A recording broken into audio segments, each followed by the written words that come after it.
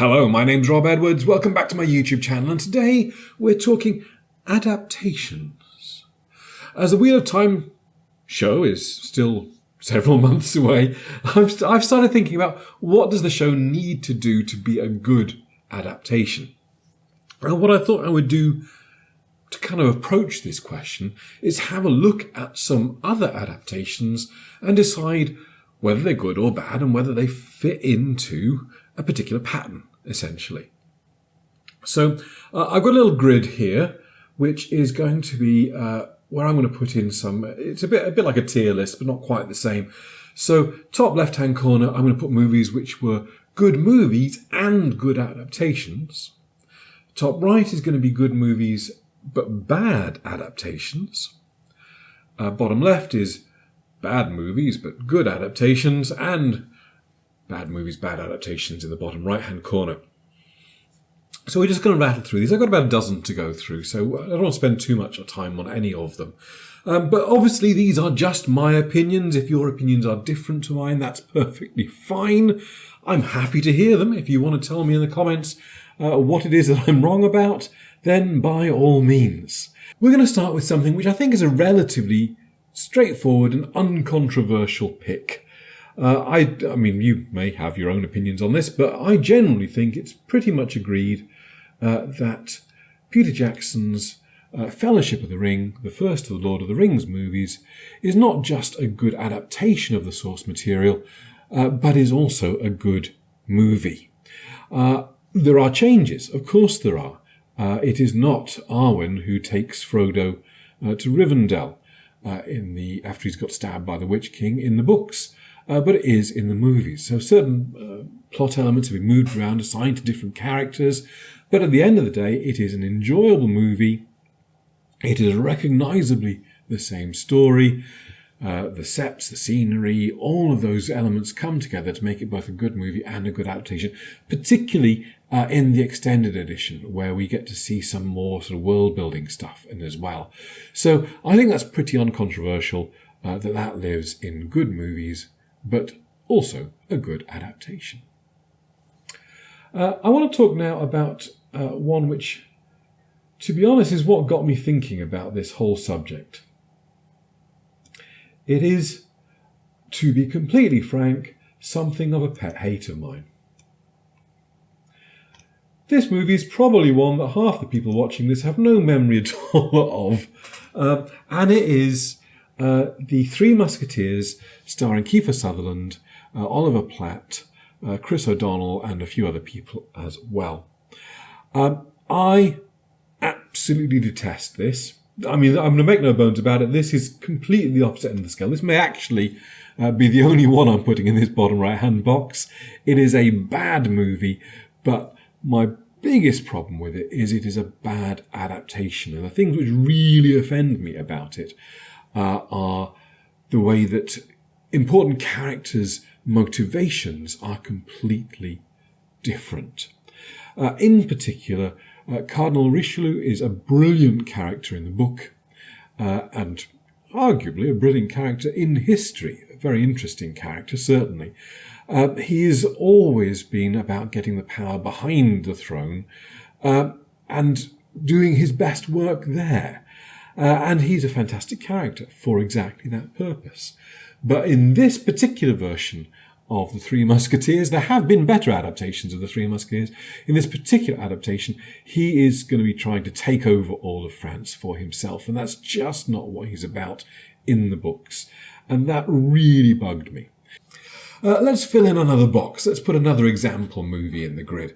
This one is Sherlock Holmes, Robert Downey Jr. This one I'm putting into the good movie, bad adaptation category, because I had a lot of fun with it. I had a lot of fun with this movie, with Sherlock Holmes. There was a lot of entertainment to be derived from it. But my biggest problem with it is really the tone. The tone is very kind of cinematic, very approachable, which is perfectly correct and proper and right. And it's why it is a good movie. But in terms of matching the tone of the original Holmes stories, I just don't feel it. It's not bad. I mean, a lot of the character interpretations are quite interesting twists on the existing characters. Holmes is a martial arts expert, although I don't think he approaches it quite the way that Sherlock Holmes does in this movie. He is a person prone, obviously, to overanalyzing everything. So, I could see the characterization they give him in this movie, but it's really not. It's not Conan Doyle, really. It really isn't. Now, again, that doesn't necessarily mean it's a bad thing. I actually think when it comes to it, I'm happier to see something in the top of the grid than I am in the bottom of the grid. Just because it's a good adaptation doesn't necessarily mean that it is a good movie. It needs to think about the medium it's going to be appearing in. I was intending to be so clever and smooth about doing this that we weren't going to have to worry about cutting between different options, but I've completely failed. So sorry, there's going to be a lot of cuts in this. While we're talking Robert Downey Jr., let's have another good movie and a good adaptation, and let us bring in the original MCU film, Iron Man. This really set the scene for the huge franchise that came after it. It is accurate to the comic books. I mean, it's obviously updated for the modern day. It is, not every element has been translated into the movie, but it is a brilliant movie, one of my all-time favourites of the MCU, and it is also totally recognisable as Marvel's Iron Man. And I think that's got to put it into this category here. This one might cause some problems for me. If anyone has been around here for any length of time, and hello to all my new viewers, but anyone who's been here a long time knows that I am a DC fan. Much as I enjoy the Marvel movies, if you gave me a stack of DC comics and a stack of Marvel comics to read, I would always gravitate towards the DC ones. DC is my jam. That has not been necessarily the case for the movies, sadly. And the first of these movies, Man of Steel, it is a bad adaptation. That much is absolutely true. The Superman that we see in this film is not the Superman we get in the comic books. Superman is a character who brings hope, not destruction. He is a character who is about saving the little people, not blowing up their cities. He is a character who is a shining beacon of respect, kindness, honesty, and all of these other good, fine qualities. And that is not what's on show here. So it's not a bad adaptation. Sorry, it's not a good adaptation. So it's definitely on this side of the grid. But do I put it in good movie or bad movie? Well, I think this one is one where your personal tastes are really going to drive things. But for me, it's a bad movie. I have tried to watch it many times. I saw it once in the cinema. I have tried to re-watch it at home many times. I have never made it to the end. I just get so annoyed about the characterization of Superman, of Park Kent, of Mark Kent. There are things in it to like, but I'm really, really not a fan of Man of Steel. And that might get me into trouble in the comments, which is delightful. But I am a DC fan, so let me talk about another DC movie. This one is a bit of an oddity in many ways, because this one is the Birds of Prey movie, Birds of Prey and the Fantabulous Emancipation of one Harley Quinn, I believe its end was, and this is a bad adaptation. Birds of Prey, of all the DC comic books, is way up there on my favourites. Legion of Superheroes still wins. If you've watched the video about my inspirations, Legion is still up there for me, first and foremost. But Birds of Prey, particularly Gail Simone's Bird of Prey, Birds of Prey is very much up in the higher echelons of great DC. And this is not in any way recognisable as Birds of Prey. Harley Quinn, until very recently, until the movie basically, never appeared as one of the members of Birds of Prey. And the Birds of Prey that certainly I associate most with is Oracle, not Batgirl, but Oracle, Huntress and Black Canary. And while we do have Huntress and Black Canary and someone outside with a car, it is not a recognisable version of these characters.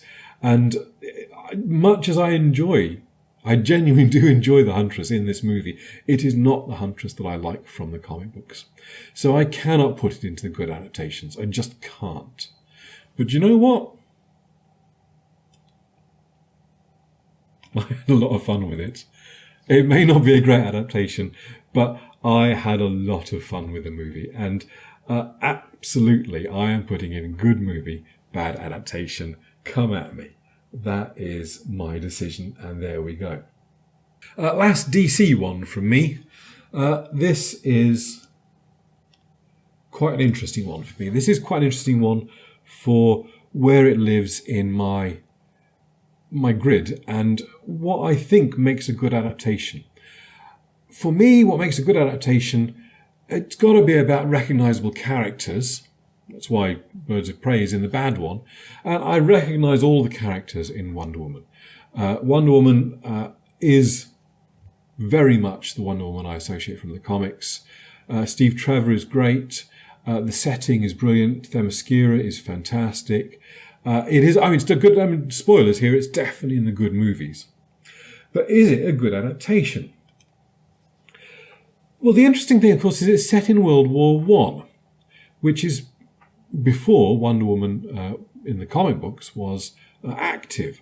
And on one level, I'm kind of tempted to put it into bad adaptations because it's not the comic books we know, but enough is so recognisable for the real comics that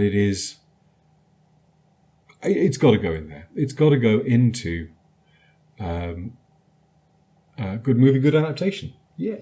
The rest of the ones I've got on this list are basically a little bit more out there, less superheroes or fantasy, more sort of literature and that kind of side of things. And this one I want to talk about is the Da Vinci Code, starring Tom Hanks. Didn't like this movie, but I hated the book. Oh, I absolutely detest the Da Vinci Code. It is a really difficult one to place in my grid here because it is a bad movie as far as I'm concerned. It's a bad movie on a bad book, so it's definitely in the lower half here. But is it a bad adaptation? Well, that's a weird one because I like it more than I like the book.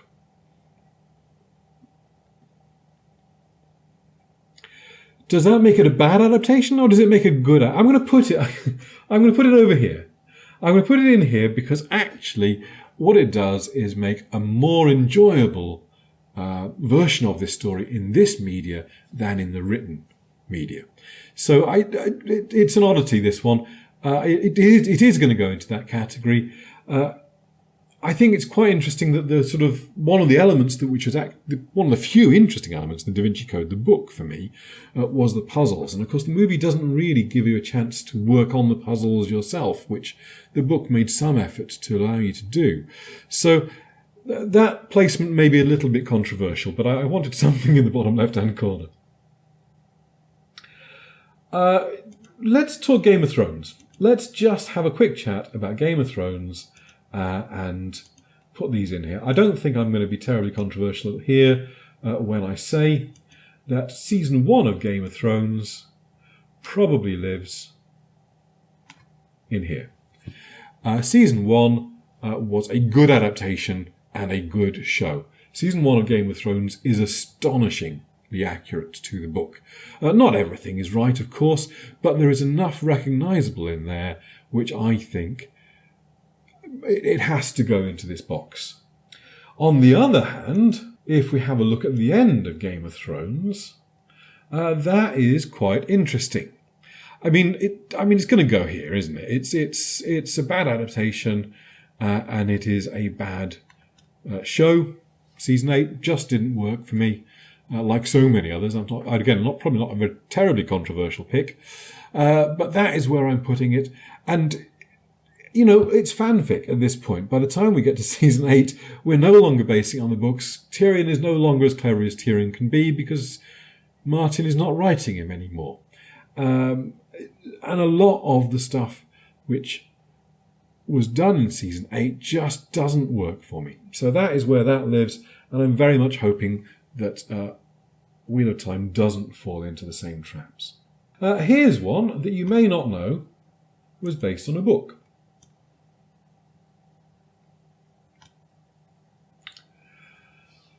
The movie Die Hard was based on the book by Roderick Thorpe. I don't think the book was called Die Hard originally. I forget what it was called. I've read the book and I've seen the movie, and honestly, it's a great movie. I love Die Hard. Die Hard is one of my favourites of the action genre, without any superheroes or fantasy or magic in it. But it is a brilliant, brilliant movie. But it is not terribly close to the original book. In fact, it is significantly cleverer than the original book. So it definitely has to go in there. It's a bad adaptation, but they've made it a good movie. Another classic here. This one is absolutely both a good show and a good adaptation. Pride and Prejudice, with Colin Firth as Darcy and Jennifer Earle as Lizzie Bennet. Brilliant. I rewatch it, not every year, but every couple of years, certainly. I dig out my DVDs and rewatch. It is a fantastic adaptation and a fantastic show. Thumbs up from me. No controversy there. I don't know how many people have read the original here. I have. The Princess Bride. Originally a book about a book, and becomes a movie about a book. It is a good movie, there's no question about it. Is it a good adaptation?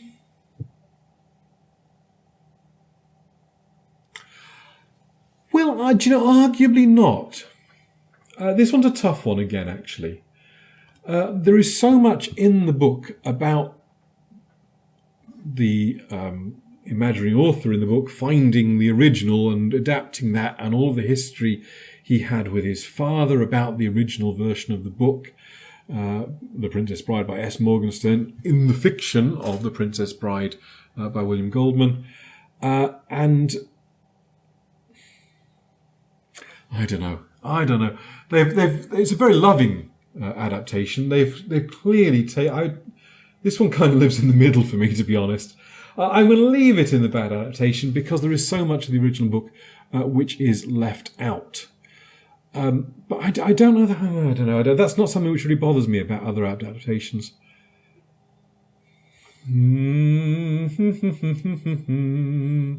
Is it over here? I think it might be. Nah, it's bridging the gap. There we go. I'm being too woolly. We are putting it in the middle. That is where it is living. How marvellous. I have one last one. I have one last one, which isn't really something that I can judge here. I'm just going to put it randomly into bad adaptation because this is something which cracks me up that it actually exists. Something which I've never read, so I cannot tell you if it's any good. So it really doesn't belong on my chart at all. But I love that it exists. The movie Bram Stoker's Dracula is an adaptation of the original novel, Dracula by Bram Stoker. And it's not a hugely bad adaptation. I'm not a huge fan of it, but it gets a lot of things right. But I love the idea that there is a novelization of the movie of the book. And it is not the same as the book. This is absolutely an adaptation of the movie of the adaptation of the book. And just because of its ridiculousness, it has to go into this category. I've never read it. I have no intention of reading it. If you have read it, I'd be fascinated. If anyone has read it, do tell me. I would be really, really fascinated to hear if it's any good. But I can't imagine it is. So there we go. That is my list of movies and their adaptations. And really I wanted to do this to talk about what the Wheel of Time series has to do to be a good adaptation. And I think that's crystallised a little bit from doing this exercise for me. Character motivations are important. We can't change those. If the character is not recognisable as the character from the source material, then it's not going to work. The events can change, the locations can change, the times can change. All of these things are malleable as long as they are done with respect. So, Wonder Woman is in the GMGA category despite being set in World War I. So it is possible for an adaptation to take some liberties and still end up in that top left box, for me anyway. So that's what I'm hoping for. What I'm hoping for is the characters remain true to the characters we know from the books. The world building remains true to the world building we see in the books. And if we don't see every element of it, if we don't get every nuance